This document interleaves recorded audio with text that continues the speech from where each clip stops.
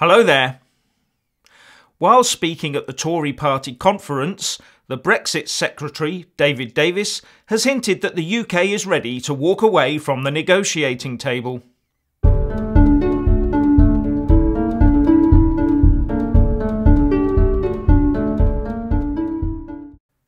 During his speech, David Davis said that Brexit is a one-off, time-limited, extraordinary opportunity, and importantly added that if the outcome of negotiations falls short of the deal, we will be ready for the alternative. That is what a responsible government does. Anything else would be a dereliction of duty. He also said that leaving the EU gave the UK the opportunity to become more international. The Prime Minister, Theresa May, also gave warning to the EU, saying on Radio 4 that the UK will not stoop to beg for a deal from the EU because reaching an agreement was in everyone's interests. She said that the UK was not some sort of supplicant asking for things. We're talking about a negotiation to build a new partnership between the UK and the EU, she said. A partnership that I believe will be good for the UK and good for the EU. Us leaving doesn't only affect us, it affects the EU as well.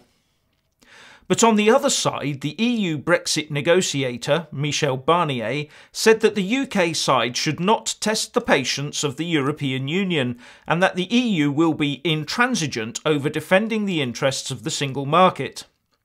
The EU Parliament has also voted today to say that insufficient progress has been made for the talks to progress onto trade. The resolution passed accused the UK of having seriously impeded talks over the so-called divorce bill because of a lack, on our side, of clear proposals.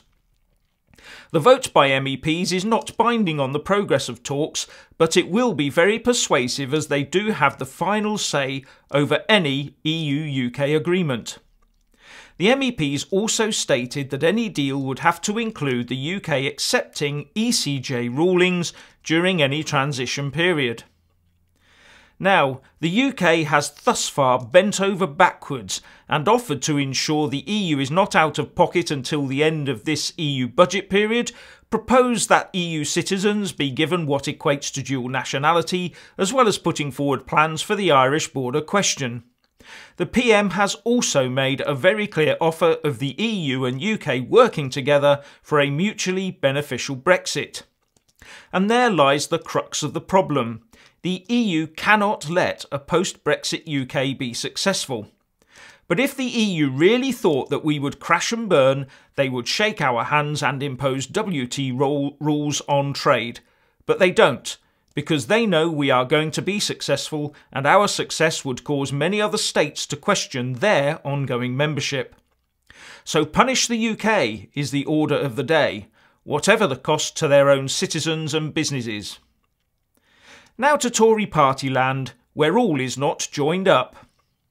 The Europe Minister, Alan Duncan, speaking at the Chicago Council on Global Affairs, said that the working classes voting for Brexit was just them throwing a tantrum.